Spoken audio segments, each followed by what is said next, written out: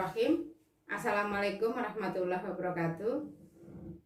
Kita belajar lagi sejarah dengan materi berikutnya adalah Dekret Presiden 5 Juli 59. Tujuan pembelajaran ini adalah untuk menjelaskan pengertian dekret, mendeskripsikan latar belakang munculnya Dekret Presiden 5 Juli 59, menganalisis isi Dekret Presiden 5 Juli 59 dan mendeskripsikan tujuan Dekret Presiden 5 Juli 59. Kita lihat konsepnya. Dekret Presiden, pengertiannya apa, kemudian latar belakang, isi, dan tujuan. Kita lihat satu persatu. Pengertian Dekret Presiden, yaitu pernyataan politik presiden dalam rangka mengatasi situasi darurat negara pada saat itu. Kemudian latar belakang munculnya Dekret Presiden adalah situasi negara dalam keadaan bahaya, yaitu antara lain jatuh bangunnya kabinet akibat pelaksanaan demokrasi liberal. Kemudian yang kedua, Badan Konstituante gagal dalam menjalankan tugasnya.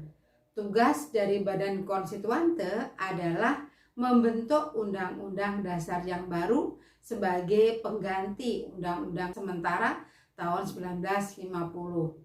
Kemudian yang ketiga adalah adanya krisis ekonomi. Dan yang keempat, banyaknya gangguan keamanan yang terjadi pada saat itu. Dekret Presiden atau pengumuman yang dibuat oleh Presiden ini berisikan 3 hal. Yang pertama adalah pembubaran Badan Konstituante.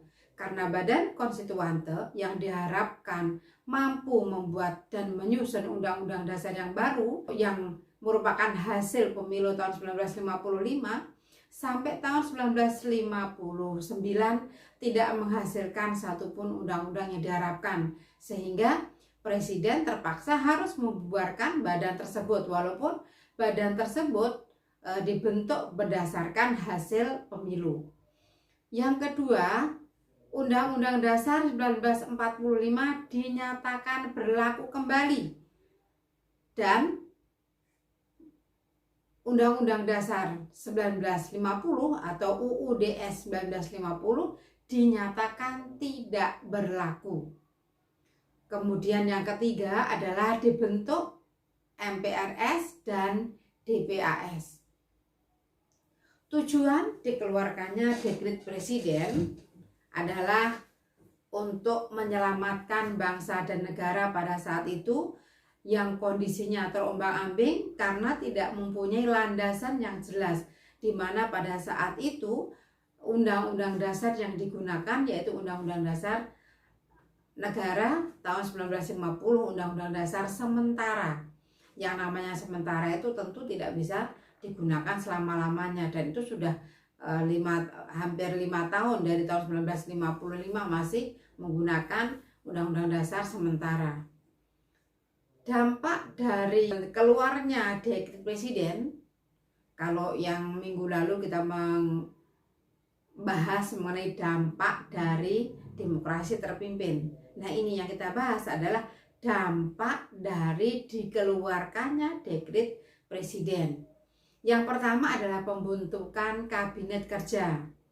Kemudian penetapan DPR hasil pemilu 1955 menjadi DPR tanggal 23 Juli 1959. Kemudian munculnya pembentukan MPRS dan DPAS.